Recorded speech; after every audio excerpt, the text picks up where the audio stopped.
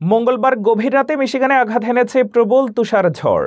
শুরুতে ছিল টানা তুষারপাত, তবে ভোরের দিকে অনেক এলাকায় তা রূপ নেয় বৃষ্টি তুষারের মিশ্রণে।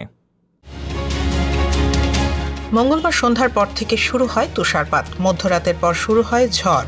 I-96 মহাসড়কের উত্তরে পুরোটা সময় তুষারপাত দেখা গেলেও দক্ষিণের এলাকাগুলোতে বৃষ্টি ছিল বেশি। আবহাওয়া দপ্তর জানাচ্ছে, উষ্ণ বাতাসের কারণে তুষার জমার হার কিছুটা কম হলেও রাস্তাঘাটে পিচ্ছিল পরিস্থিতি তৈরি হয়েছে।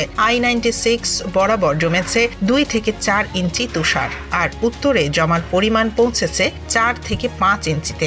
দক্ষিণাংশে বরফের স্তর তুলনামূলক বেশ কম।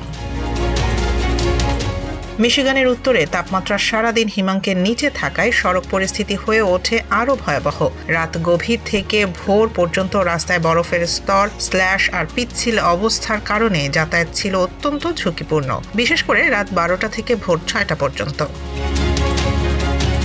সকালের ব্যস্ত সময়ে I-96 এলাকায় বৃষ্টি তুষারের মিশ্রণে চলাচল আরও কঠিন হয়ে পড়ে। দক্ষিণে তাপমাত্রা বাড়ায়, বৃষ্টির দাপট বাড়ে, আর উত্তরে থাকে টানা তুষারপাত। ফলে সবচেয়ে বেশি ভোগান্তিতে পড়েছেন উত্তর অঞ্চলের মানুষ।